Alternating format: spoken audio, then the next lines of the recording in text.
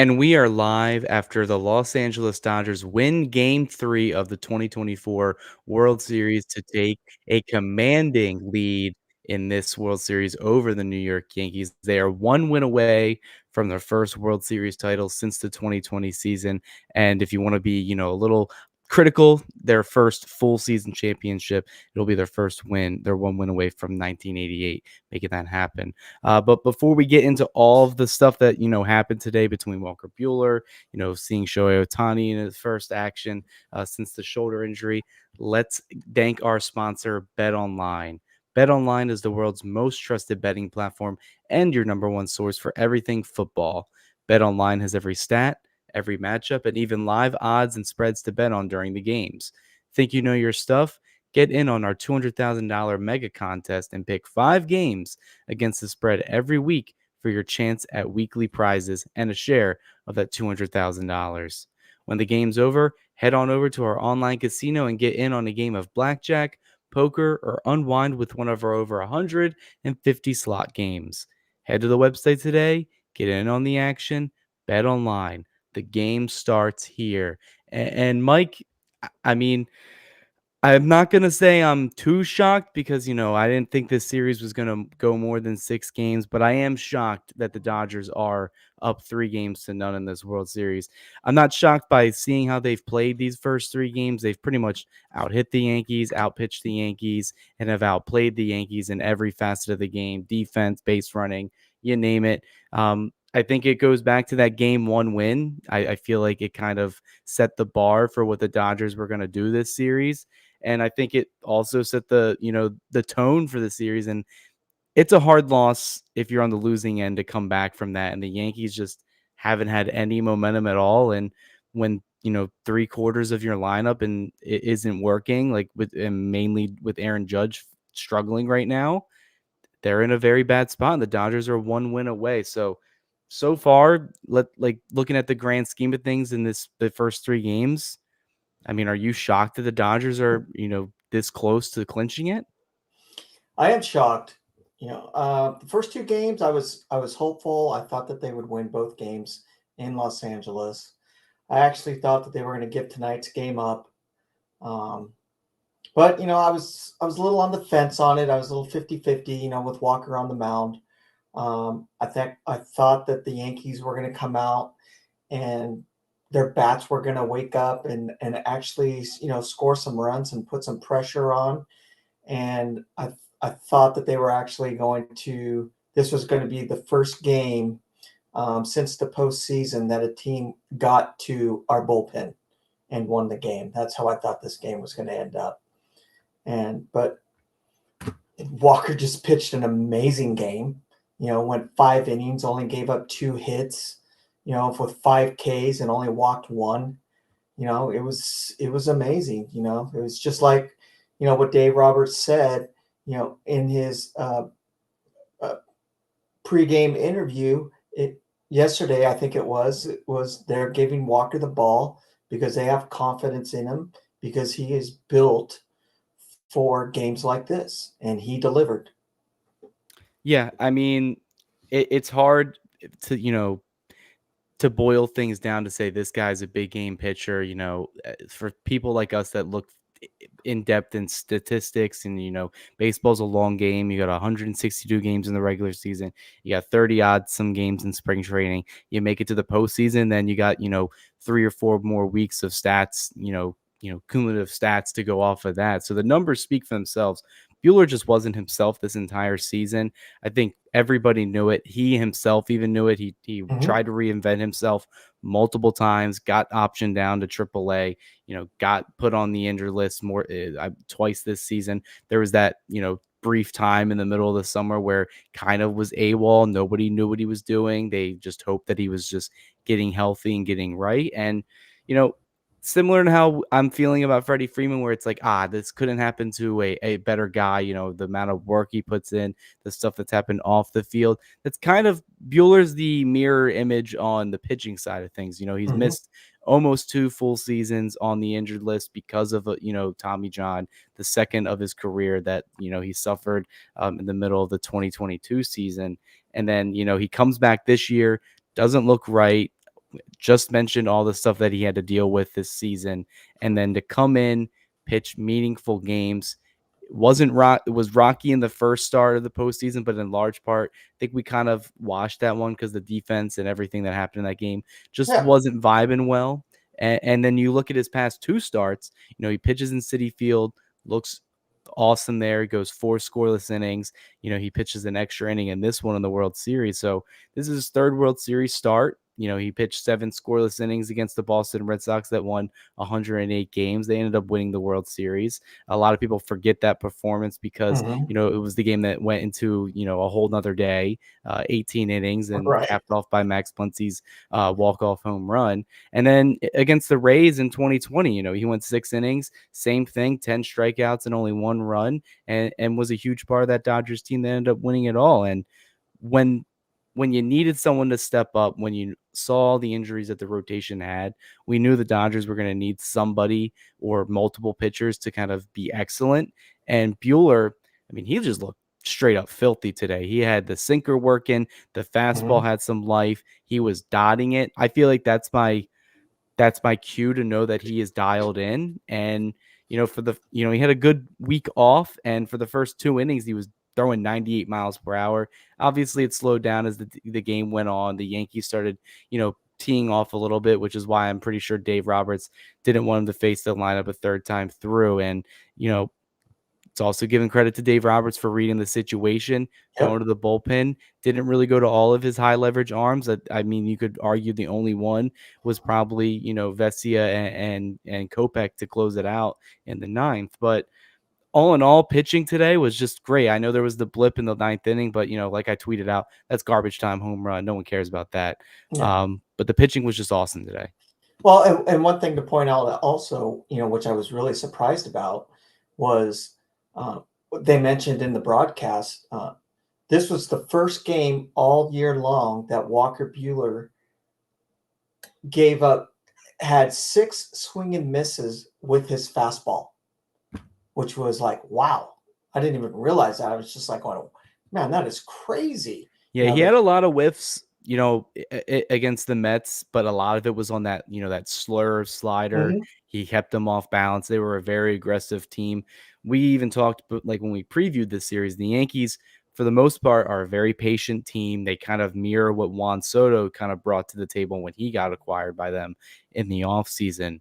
And, they are hard outs. The zone was a little hit or miss today for both clubs. Zone was If crazy. it's going to be bad, just to have it be bad for both teams so I don't have to hear fans, Yeah. moaning on social media. And, you know, pitcher's zone, he expanded it. Walker Bueller pitched towards that. The Dodgers pitchers, took advantage of it. And that's just baseball. I mean, at the end of the day, that's just baseball. But yeah, the whiffs for Bueller on his fastball, I saw Fabian Ardaya brought it up as well on Twitter. That's how I just know it seems like he is Yeah. the best he's felt in a long time. Oh, definitely. This is the Walker Bueller that we've all been, hoping for, waiting for.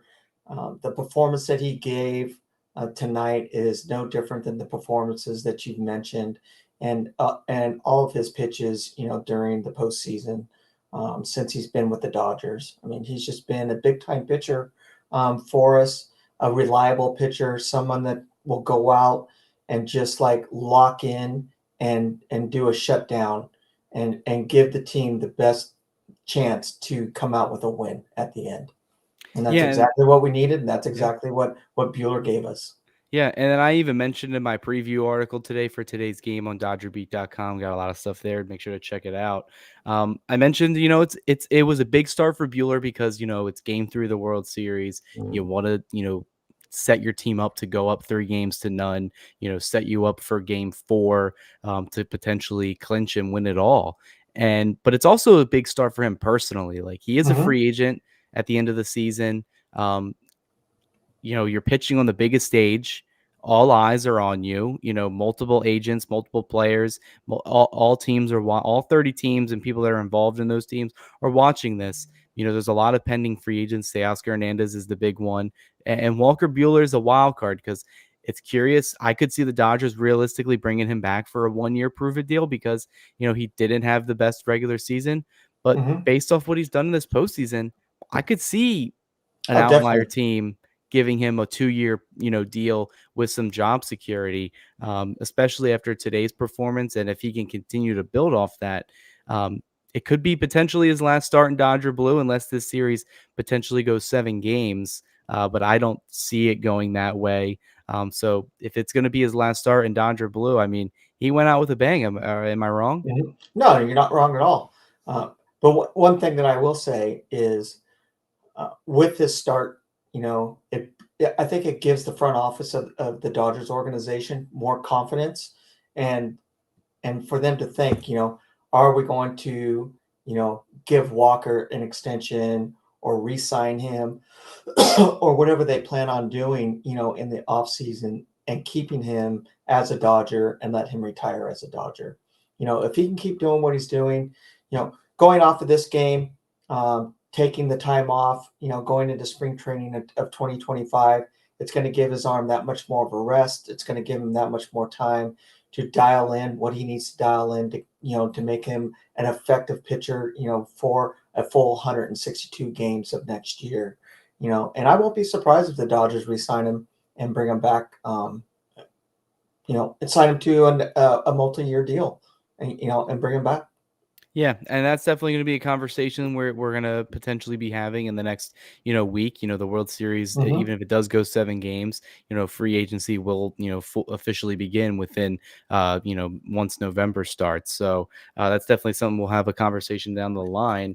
Other than that, with the pitching today, the bullpen, I mean, like you said, Mike, I'm kind of been, counting, down the days and the minutes to say, hey, when's this bullpen going to potentially just implode on itself?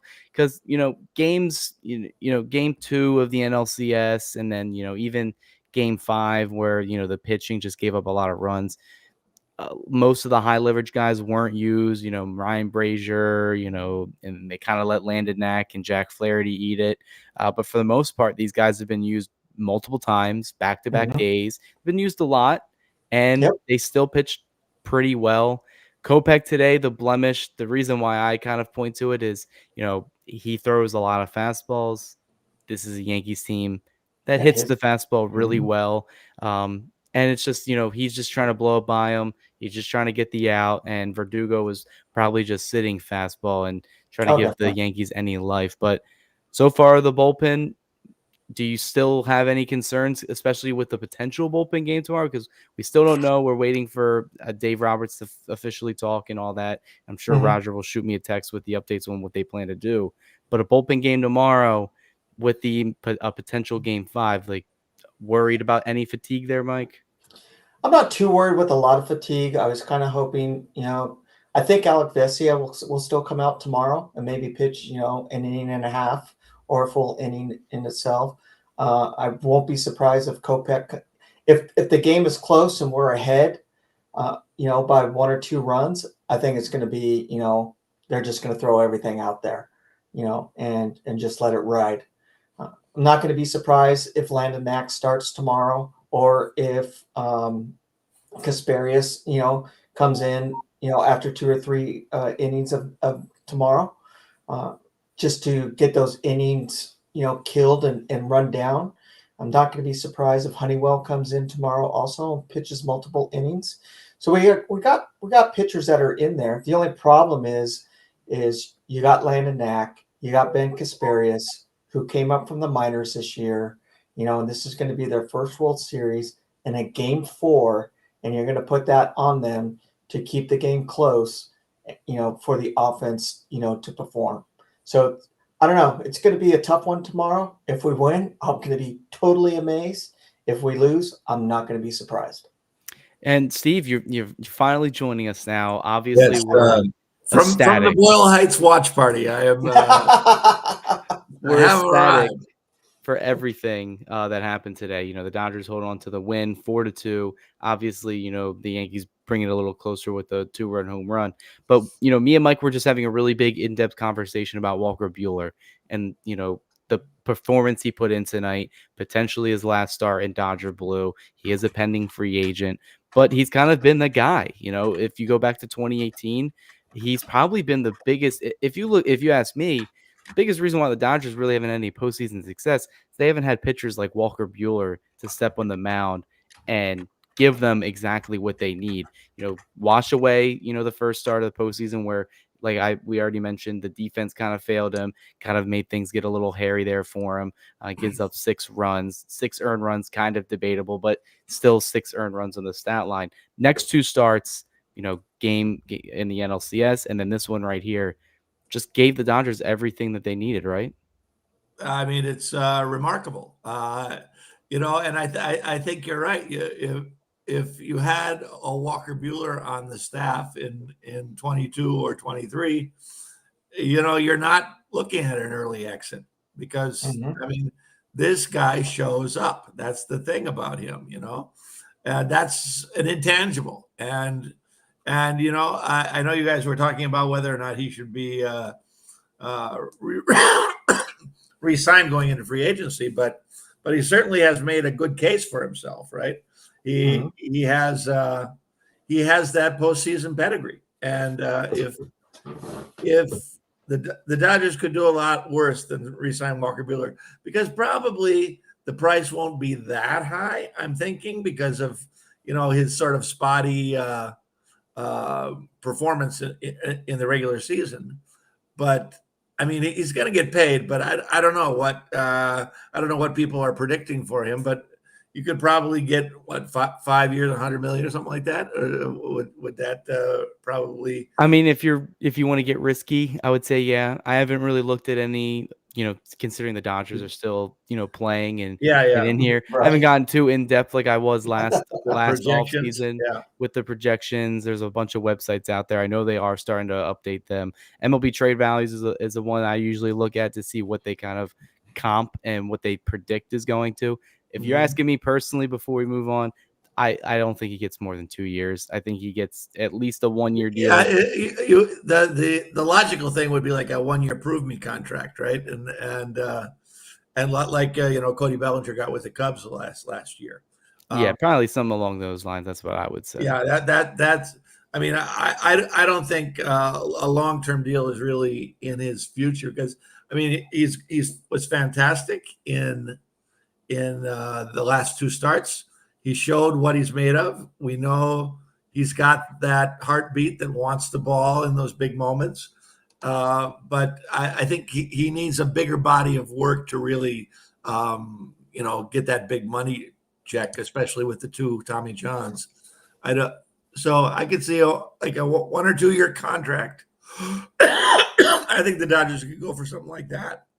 No You problem. know, all eyes were on Bueller today, obviously, because he was the starting pitcher. But if you're going to go on the offensive side, we'll kind of get the Shohei Ohtani talk out of the way here. Didn't do much today. I didn't really expect him to do much, given the shoulder injury.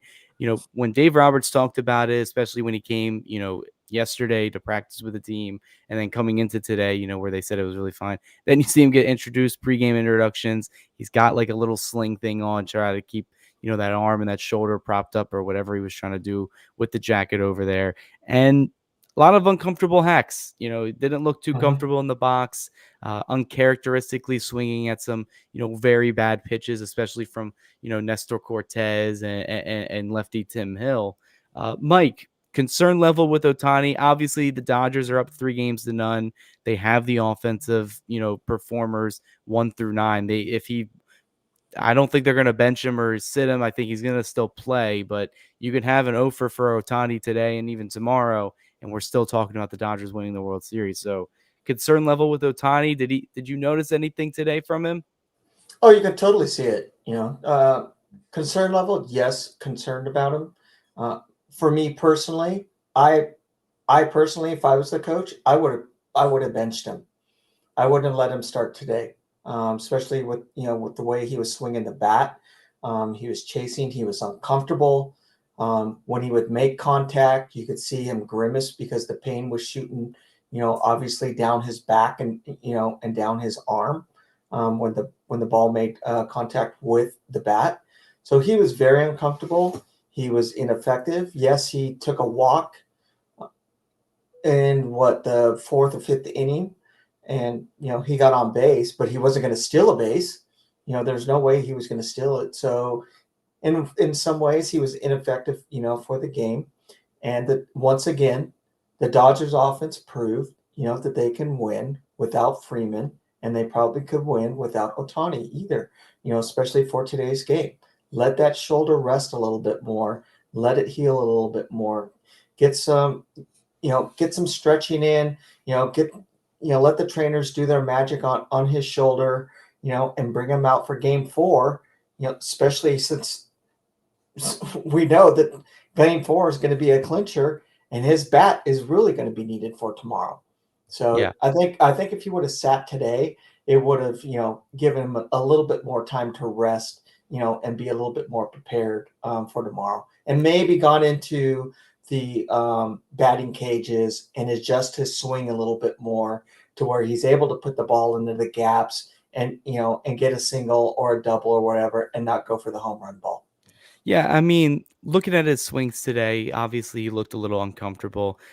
I honestly had a running joke in my head where I was like, maybe they're just throwing him up there just for his presence. Because the first 2 at bats, it didn't seem like he wanted to swing at all. Yeah, the first, Mm-mm. batter of the game for Clark Schmidt is Otani up there leading off Right. the game. And Took 4 pitches. 4 they yeah. didn't even swing at a single one. And they weren't competitive pitches, albeit, but even in his second at bat, he didn't really swing it much. He was taking more pitches down the middle or kind of away where I would say, oh, Otani at 100%, he would swing.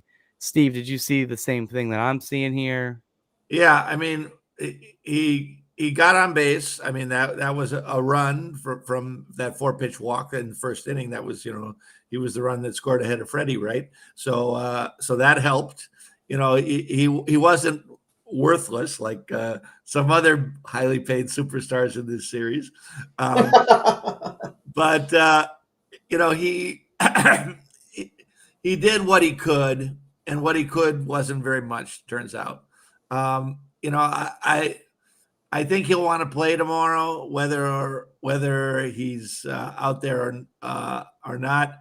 I mean, he is a DH, so it's not like it's you can do what you can with your at bat, and you'll either have. I mean, they did still pitch him carefully, so that's something that that runs up pitch counts and things like that. And I don't know if they have announced it. Are they going to go with Cole on short rest tomorrow? Is that their plan?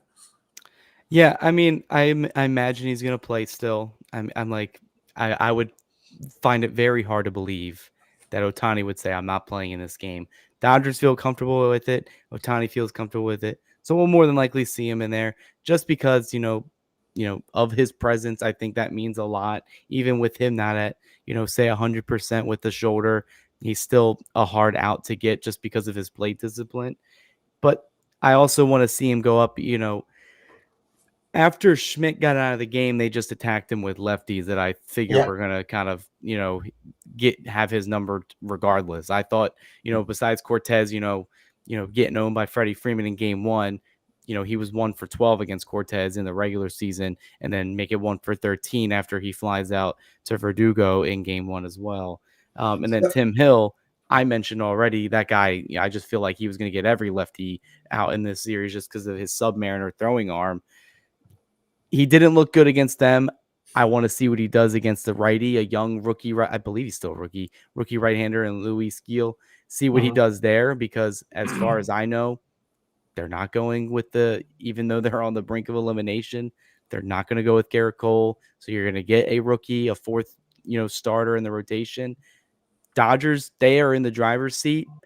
The way the game plan goes tomorrow, and we can segue to it, is based off the offense. If the Well, offense is going, let me ask you one question, Cody. Sorry to interrupt you and you're good. Steve. So the question that I have tomorrow in tomorrow's game, if by the third inning the game is out of reach by the Dodgers, do you bench Otani, to get him a little bit more rest for game 5? I mean, you could. I mean, I wouldn't say I'd be opposed to it. I mean, it would look bad. I guess baseball would be mad because, you would be sitting, someone that is having half a country watch for him right now.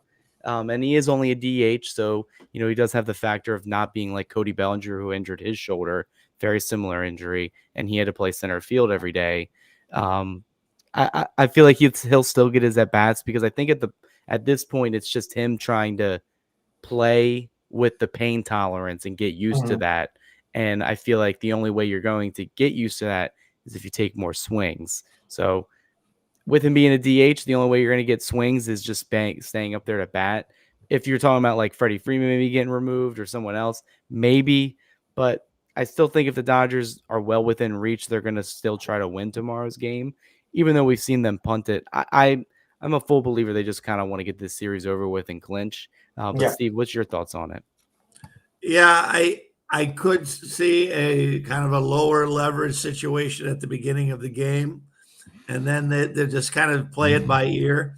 And if the Dodgers, jump all over Heel, if it is indeed Heel who's pitching, um, I could see the Dodgers kind of pulling back their assets a little bit and kind of saying, okay, it's not happening today, but we'll see what we can do tomorrow. Although it's happened, once, but it could happen that the Yankees get on a heater and suddenly, and so you're a little afeared of that. It's if somebody comes up and throws batting practice to them for 7 innings, we don't want that because that'll give them a sense of hope at least, even if the odds are very uh, steep in the Dodgers' favor.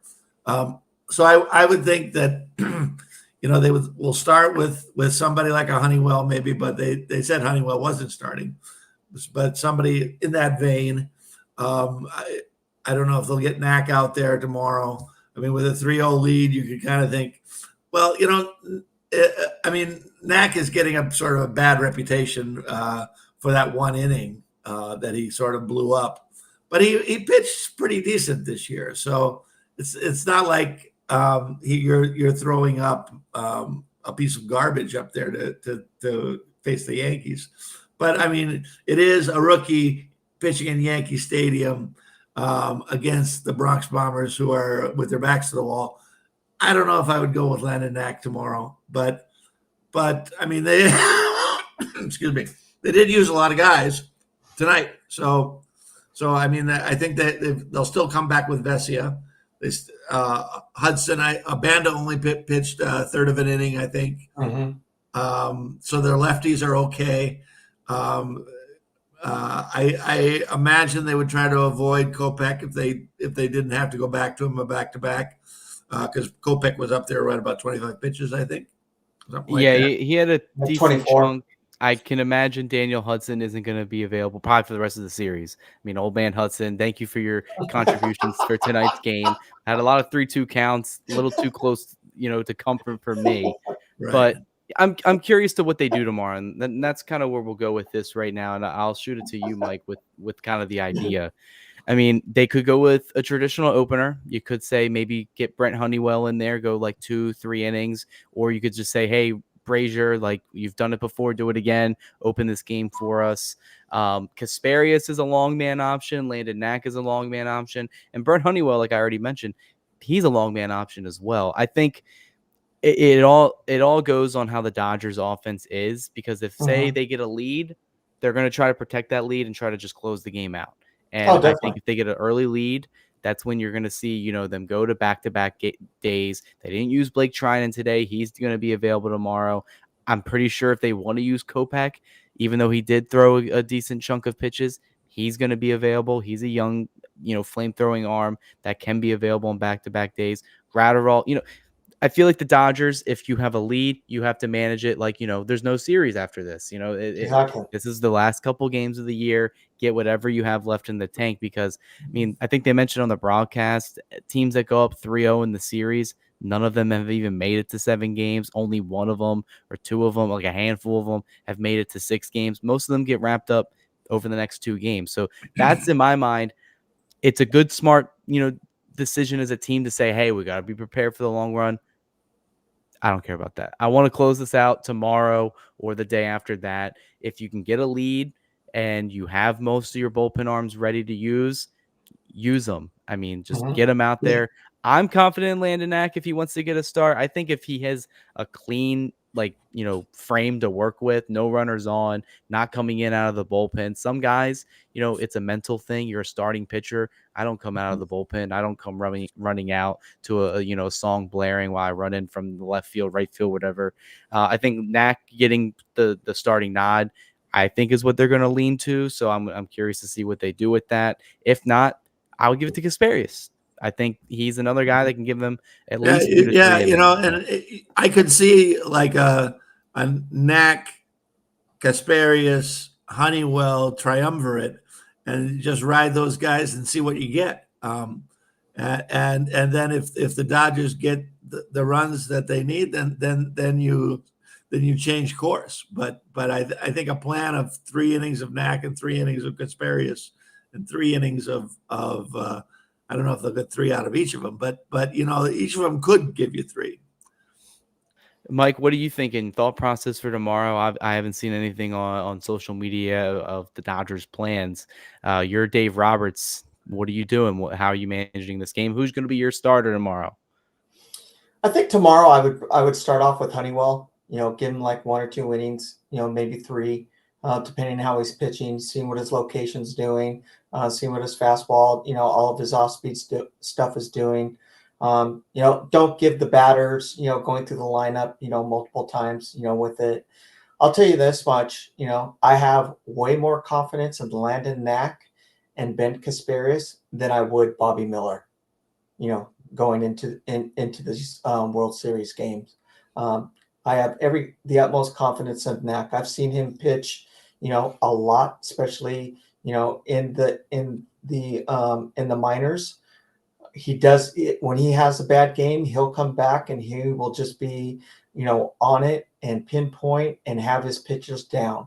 I think Ben Kasparius has ice in his veins also, and he can come in there and do another 2 or 3 innings and eat up some stuff, and throw some good pitches and keep those batters from the Yankees off, guessing on what's going to be coming from him.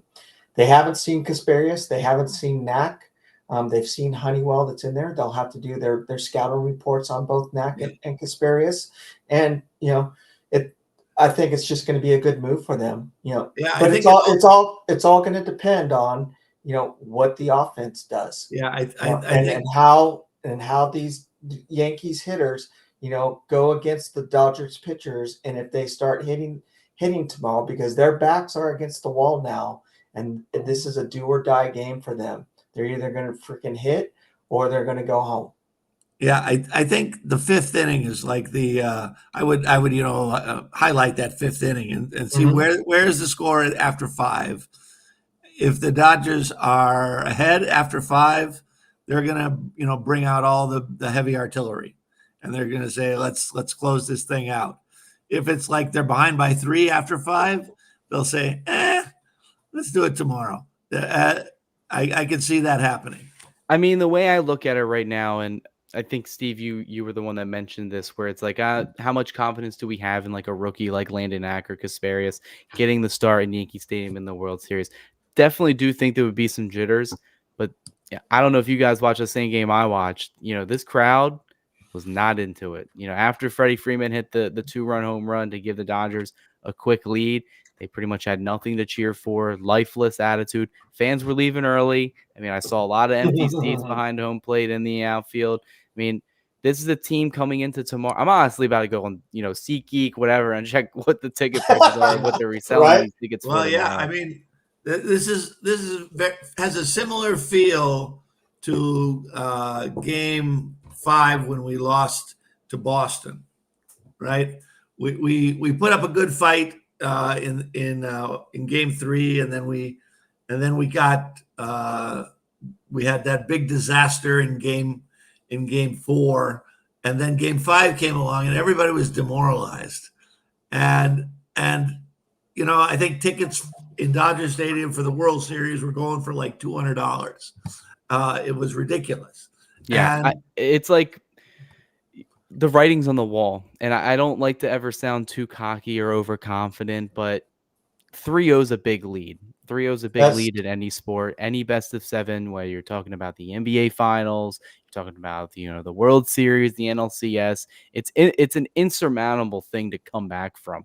Very few teams have ever done it.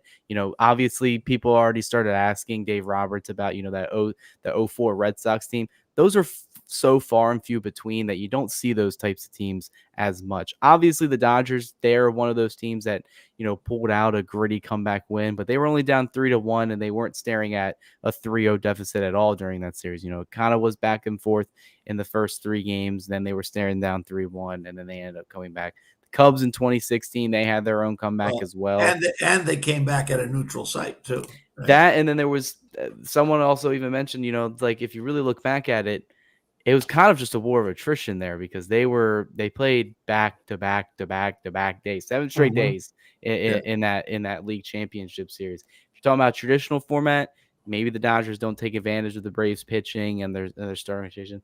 A lot of factors went into that one. Right. But you look at the Yankees right now, they're lost. I'm actually so interested into what Aaron Boone is going to do tomorrow because Yankees fans, they're a very passionate fan base. If you look at the one I usually watch, John Boy Media, they do a really good job at, in-game analysis and all that. They're fans at heart.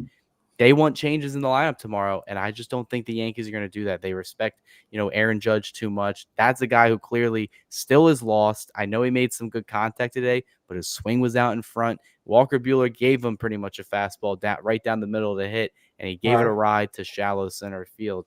Changes need to be made, or like you said, Mike, the Yankees are going to be going home if their offense doesn't show up tomorrow. You can't just be Juan Soto, and if you're the Dodgers, don't even face him, especially in the bullpen game tomorrow. If that's what it's going to be, just pitch around Soto, pitch around Stanton, and attack everybody else. Well, Yep. yeah, and even the Verdugo home run in this game came so late, and it was sort of like, okay, Kopech was just drilling in fastballs and just to get this thing over with. It wasn't like it was some high pressure moment and everybody was on the edge of their seat. The game was essentially over when Verdugo hit that home run, and it was just a matter of cleaning up the garbage that was still left on the field. Basically, was, but I mean, so you they essentially threw a shutout tonight. Let's be honest, right? Pretty much. They gave up 2 runs on the second to last hitter of the game, but and so you say they've scored a total of 7 runs in 3 games. Where's the Yankees' offense? It's completely absent. And this is the problem of the Yankees, right? The Yankees were so star driven all year, right? That they had we got Judge and we got Soto, and they're the 2 best players in the American League. And and and if you get only one of those guys working, and you get nothing out of the other guy, well, you're in big trouble because then you've got Anthony Rizzo and Gleyber Torres, and they're a cast of characters who are just not that great. Mike, any comments on any of this? I'm a little shocked, about the Yankees. It kind of seems like after game one, they just got deflated, and I don't want to say they've given up. It just seems like they just don't have any focus. They don't have any passion. They have what we've been talking about, during the regular season, which everybody thought the Dodgers would. They don't have any fight. They don't have any grit. They don't have, that dog in the house that's going to, get this team up and running. I'm a little surprised about Judge, but everything that I've read, I haven't really seen him play a whole lot, because I don't really pay attention to the American League that often. So seeing him and everything that I've heard, about his hitting ability and the amount of home runs that he had this year, you know, Yankee fans and what he did in the postseason last year. Yankee fans are just like Dodger fans. We were complaining about Freddie Freeman, and we were complaining about Mookie Betts, not being able to perform, in the bright lights in the postseason, and where's their offense? this Yankee team is kind of like what the Dodgers team has been like, the past, 2 to 3 years, for us. So I'm a little surprised about that. It seems like Soto's the only one who's driving the ball and got any spark and a will to win it all. Uh, Chisholm, yeah, I don't know. I mean, the guy hasn't really hit. I mean, he got a couple of hits, yesterday's game or the game in LA. He got 0 for 4 today. He's hitting, a .17 average, with an OPS of .475. I mean, where's that guy at? Yeah. Stanton had the one good game, Yeah, in game I'll one. take And Tommy Edman before Jazz Chisholm. I'll tell you that much. yeah, I Stanton had mean, the one good game, what you and where's both he are been? guy what you both are alluding to is kind of what the conversations I had. When we did the preview with this World Series with Lance Meadow, who covers, the Yankees with Believe in Bronx, part of, the Believe podcast network. He mentioned even, he, as much as he covers the Yankees, he sees the clear disparities between our 1 through 9 and the Yankees 1 through 9, where if Mm-hmm. one kink is broken in that top three trio at the top, and a lot of they're saying superstar, kind of, they're including Giancarlo Stanton in that realm. He's had a really good postseason, but I wouldn't really classify him as a superstar anymore. So you're really talking about just Aaron Judge and Juan Soto. Juan Soto, I mentioned this to Ned Coletti yesterday when we did our interview with him, which is on our channel if you guys want to check that Mm-hmm. out after this. Um, Counting stats, Aaron Judge has got him beat. Home runs, RBIs. He gets walked, gets intentionally walked quite often because he's Aaron Judge, plays good center field. But if you're talking about, prowess in the box, Juan Soto is the scariest hitter on the Yankees lineup. Juan Soto's been the scariest hitter to face, and the Dodgers have had to face him quite often. You go back all the way to 2019 and the NLDS there, hits the home run off of Kershaw, was a dog that entire series, was a dog that entire Mm-hmm. postseason run. And he was only 20 years old at the time. I feel like people forget he's only 26 now. He just turned 26 on Friday. Dude's going to get probably a $500-600 million contract or more if Steve Cohen really wants to open up his pockets and steal him away from the Bronx. But you know, that's the guy who's showing up right now. Aaron Judge isn't. You're right, Mike. It's something the Dodgers have dealt with year in and year out with some of their superstars, and that I also just think there's just a clear disparity in talent between the National League this year and the American League. Because Mm-hmm. not to discredit the teams that made the postseason in the American League, the Orioles, they regressed heavily from last year. They still made it. The Royals, the Guardians, and the Detroit Tigers, three teams from an American League Central Division, which we all believe is kind of weak. They make it. The Yankees get the easiest path they've had in years to get to this point, and they took advantage of it like they should have. They beat a Yep. team that ranked 18th in OPS and then 19th in OPS. Not much of an offensive threat.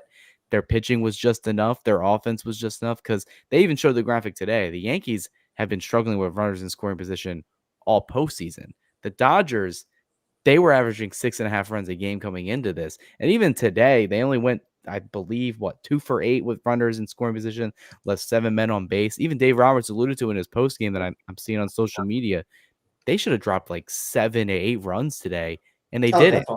And they still set the tone early. They still seemed like they were leading all game, and they sucked the life out of Yankee Stadium today. So tomorrow, I mean, Dodgers were 2 for 8 today with yeah, RASP. Yeah, I mean, if you just look I mean, the Dodgers have completely outplayed the Yankees in this series. It's ridiculous. You just look at the OPSs. You go down the line.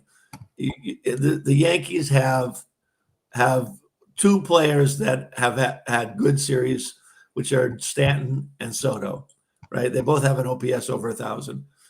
They have Torres at 786, and everybody else is just garbage. I guess Anthony Rizzo's okay, but you're seeing OPSs of 315 and 600 and 400 and 475 and 580. I mean, this is not a winning lineup.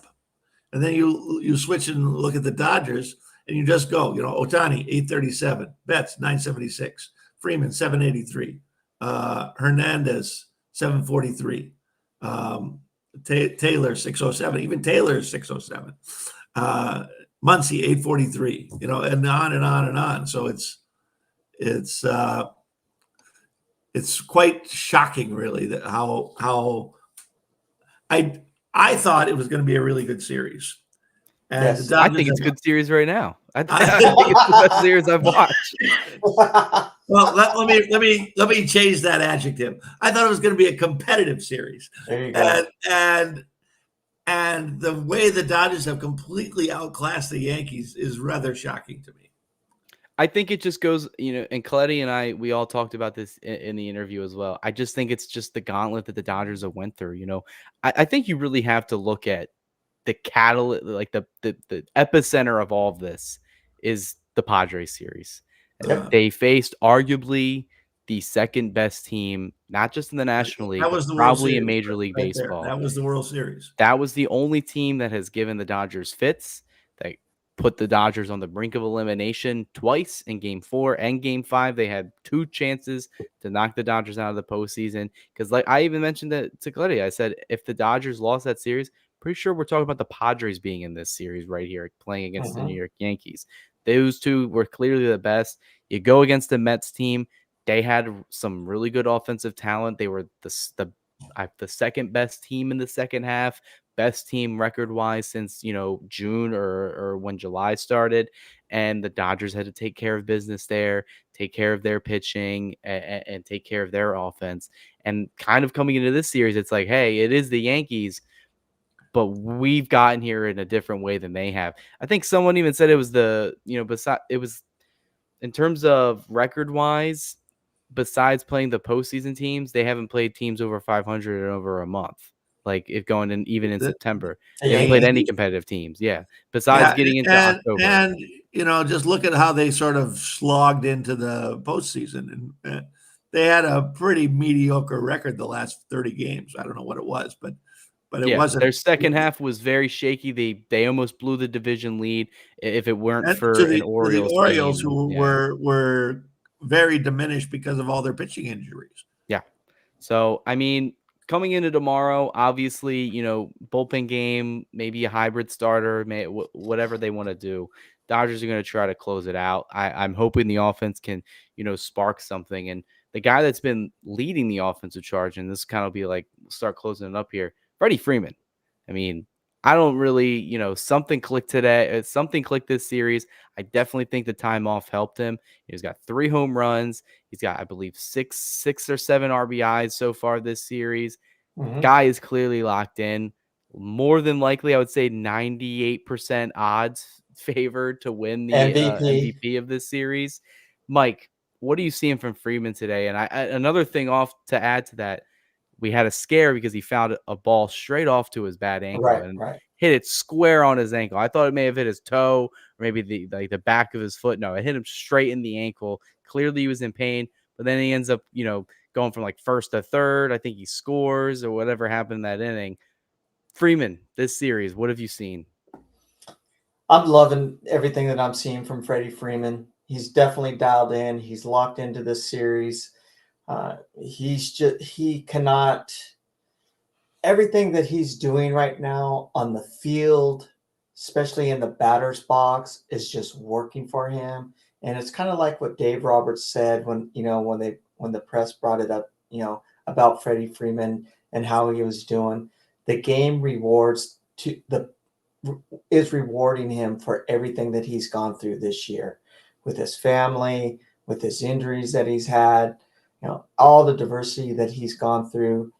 I think this is like giving him some fire and going, hey, I think the whole team just has this different mentality to them, you know, and Freddie Freeman is leading them right now in that charge to, yes, we can, with the lineup that we have, the pitching staff that we have right now, that we brought into the World Series. Look at what we've done so far. We can go all the way. And Freddie Freeman, you're going to lead the way for us. And I do believe, like you, he will be the World Series MVP. You know, if I'm not going to jinx it. If the Dodgers, move on and win the World Series, I'm completely happy for the guy. he's a class act, and it couldn't happen to a better person, in my opinion. Steve, looking at what everything Freddie Freeman's been through, this entire regular season, everything personal, the injury at the end of the year, seeing what he's done this World Series. I mean, he homered again today. He set the tone Mhm. right away in that first inning. He pretty much took the Yankees right out of it. Honestly, if you want my personal opinion, as soon as he hit that home run, I started It was all of over. my anxiety of watching this game just went away. I just said, all right, they got the first two runs. The Yankees haven't scored first this entire series.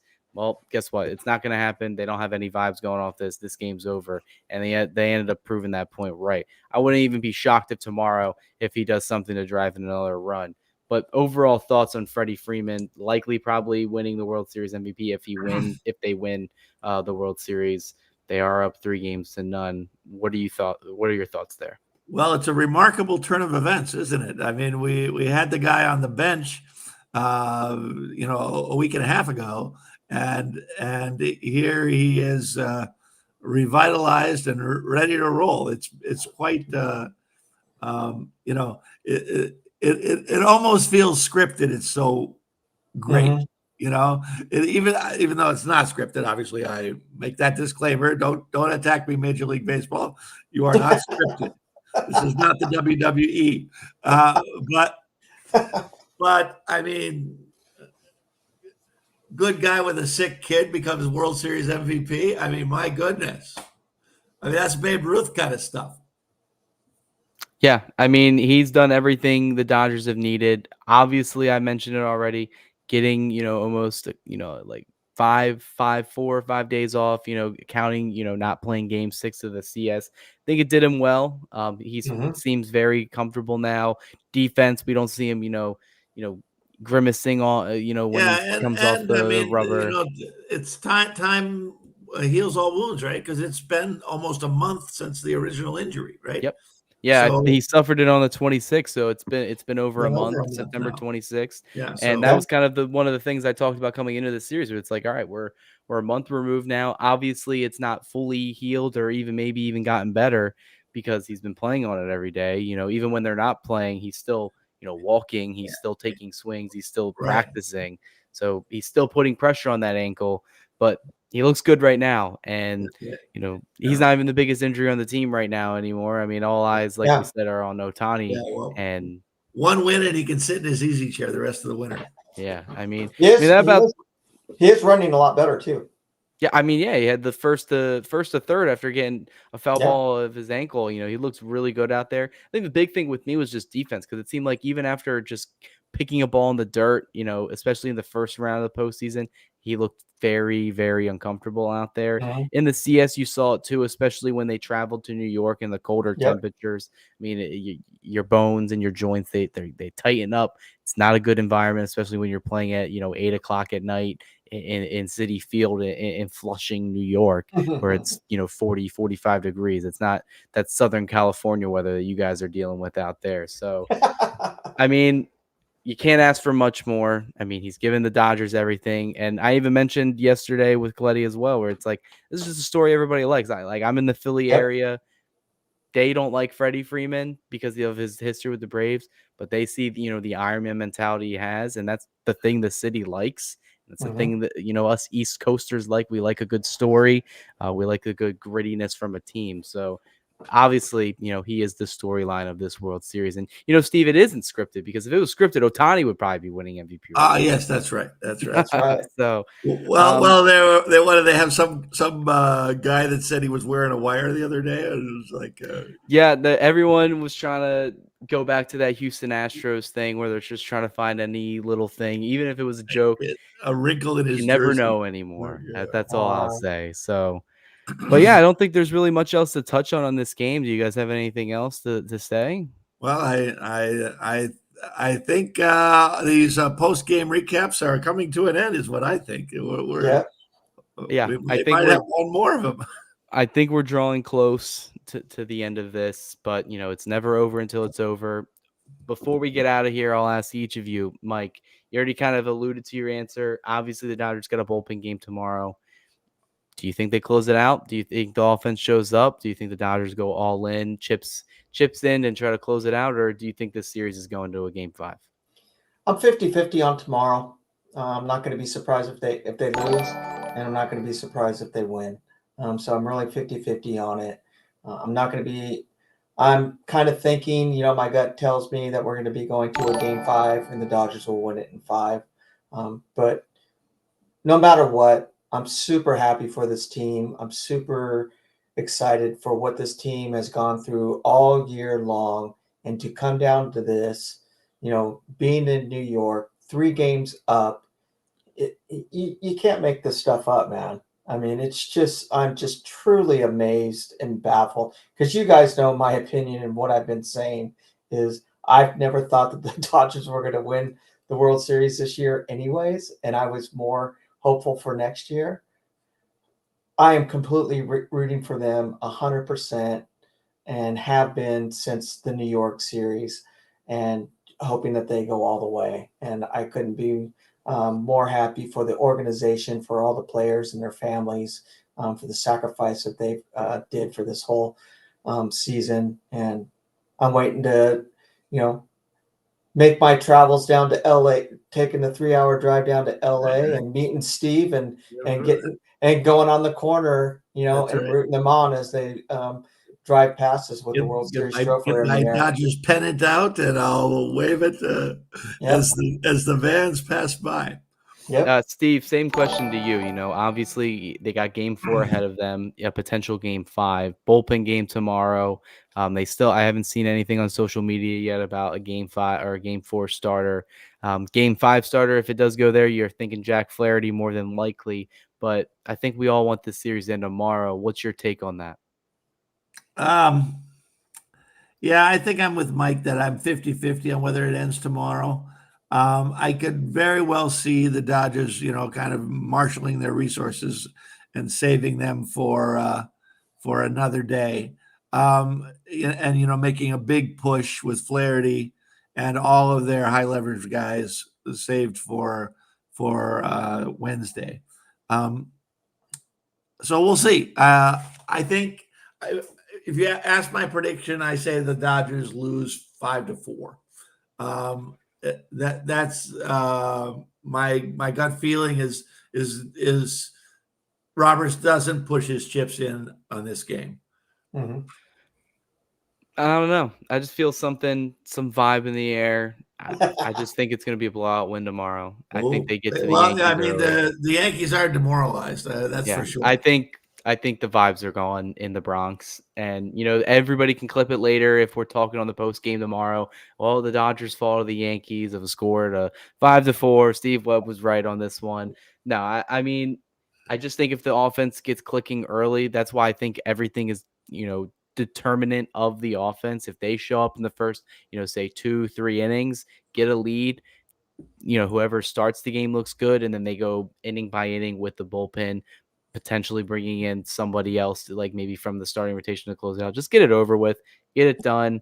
I didn't anticipate a sweep in this series, but after you go up 3 games to none, I mean, how could you not realistically see them sweeping? So that's my Yeah. prediction. I think they Well, win blowout fashion. Kind of get a similar vibe of how the Cardinals made me feel when I was a young lad watching these teams in middle school, where you thought you had some momentum from a late game, comeback loss or someone like that, and then they send their best out there, and the Cardinals end up still just, demoralizing the Dodgers regardless. So yeah. it's kind of the vibes I'm getting from here, even though the team still alive is in the team in the Yankees. I just don't see any fire in that team anymore. Well, it seems like the Yankee fans agree with you because tickets are down to 575. May have to take a train Oh, up there. wow. There, there you So, go, Cody. so So yeah, go in and watch them win. yeah, so we'll see what happens. We'll definitely be back here tomorrow, win or lose, to go over the game. Obviously, catch up on the channel. Make sure you like, subscribe. Rogers definitely, like as always, this postseason is working behind the scenes right now. That's why he couldn't join us to upload all of these post game interviews with the players, the managers on both sides. I don't really see the other Dodger news pages doing that, getting the perspective of the Yankees and getting the perspective of the Dodgers. DodgersB.com, we got all the stuff going up on there. We will have the post-game recap posted shortly. We got Dodger notes, we got, Dodgers interviews, we got all of that stuff written if you want to, treat your eyes with some words rather than watching some people on a screen. Mhm. We'll definitely have content on there as well. So, I mean, it was a great night. The Dodgers win. I It told my was. wife, I said, hey, they win today and go up 3-0. The vibes are going to be pretty good tomorrow. Yeah. Maybe I'll cook some breakfast. I don't know. We'll see what happens. Everything's going good. Right. Take a 3-0 lead, get to game 4 tomorrow, and we'll see Gotta what love it. happens. And we might be bored this weekend. Who knows? Yeah, we'll I don't see know. what I'll, happens. I'll be But yeah, fumbling around for something to do this weekend, I think. Well, but yeah, thank you. I had Go my ahead. Friday, Saturday plans all ready to go, and now What were you saying, Mike? I'm gonna might have miss the to first see what's couple on innings. Netflix or something. I don't know. Yeah, so we'll see what happens tomorrow. Like I said, make sure you guys are subscribed, have the alert notifications turned on, follow us on social media, Bleed Those Podcast and Dodgers Beat. We will post when we are going to go live, and if we have any other things planned. So thank you guys for joining us again tonight, and we will see you on the next one. And Go this Dodgers. episode was brought to you by Bet Online.